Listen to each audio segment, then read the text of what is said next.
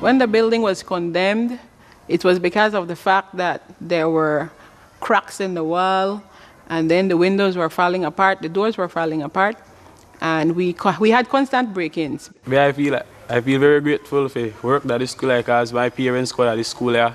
I broke down the school and I built it back. And I have so my children and grandchildren there. I want to be a doctor, a medical doctor, to help younger kids, like a clinic of my own. This place that's a problem, that this place, but me, I play football, soccer, very hard. I don't been to several countries to play football and things. So the way I see it, I see my life just to play football and go international. The CDB can help to ensure a more effective voice for young people by, first of all, strengthening the capacity of young people to make that contribution, which means investing in their education or supporting the development of education and training institutions, making more knowledge available to them. But that is only part of the picture. One can have knowledge, one can have intellectual capacity, and I'm a firm believer that young people have capacity, but you have to have institutional arrangements that allow for the voices of the youths to be heard. Poverty is one of the biggest things that our young people in Belize are facing. I myself grew up on the South Side. I no longer live on the South Side because over a period of time, I've tried to use certain avenues I can to enhance my quality of living. Accessibility to education, to information when it comes to technical work. We don't have a lot of that in Belize, and HIV and AIDS is one of the biggest hindrances that I see affects our young people. VYBZING is the CDB's youth forum. VYBZING was conceptualized by the Information Services Unit as a way for young people to learn about the CDB's mandate, role, and function in its borrowing member countries. The VYBZING sessions are held annually during the CDB Annual Board of Governors meetings.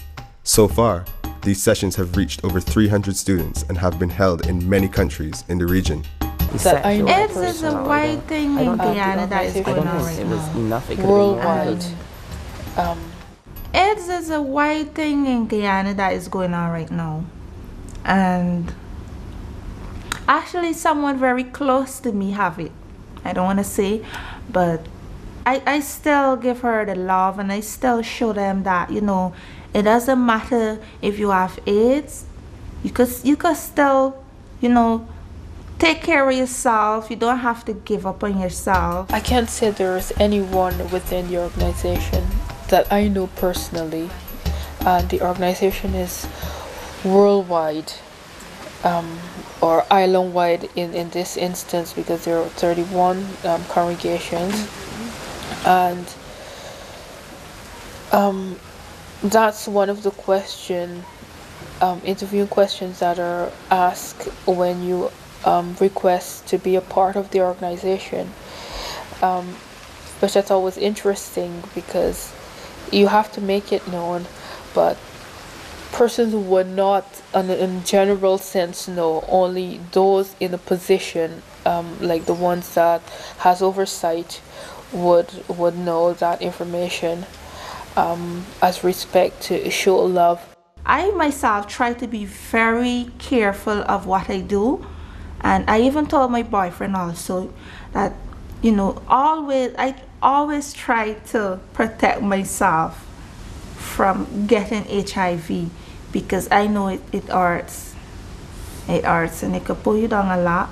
So the sexual education now, I don't think it was enough. It could have been more, because I find that sex is such a ticklish topic that people are always tipping toe around it, especially with children. So I think it could have been more, but I do okay because I read a lot and I try to adhere to the messages that are sent on television, via the radio and stuff like that.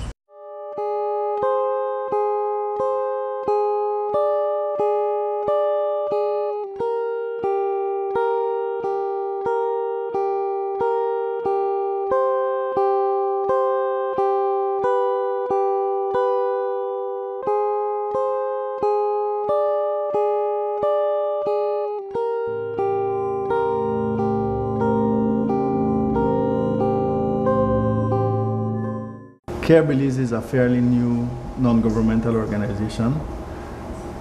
The CARE, C-A-R-E, stands for Community Agency for Rehabilitation and Education of Persons with Disabilities in Belize. I didn't know all about this disabled, you know, but now coming here, I know a lot.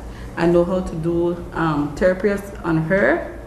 Helps a lot. They come in once a month, help with her therapies. Our mandate was to provide services for children who have developmental and physical disabilities. We now have expanded to provide services for all age groups.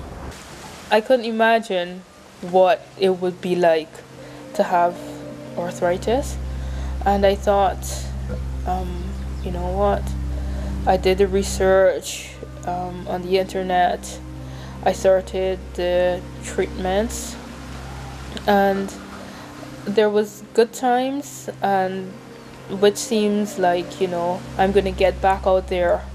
In the earlier stages where it took my entire body of being not well, the second remission, I would say, it actually took my feet, and I think that's where it caught me, because not being able to move now.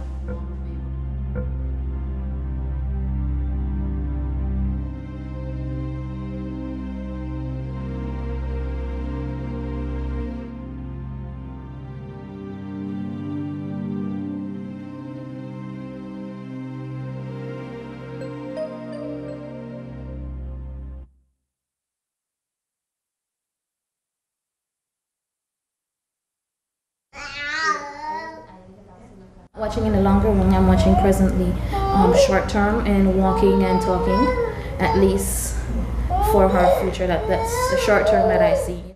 The muscles starting to wear out by not much activity, and those were the worst day, I can say. I just want to see like more improvement, you know, especially in her foot, for she to be able to walk, in her hands, so she can be able to hold her because she is still feeding on bottle, she can hold her bottle, maybe grab me, you know, and stuff like that. But it's really challenging. The CDB recognizes that some of the region's youth are living with some physical disabilities. Through its funding of CARE Belize, the CDB is seeking to assist these youth and their families with their coping of the challenges which come about with these disabilities. In the future, I believe that I will have both hands on the disease and be able to control it and live my life in probably the 30s, a better life.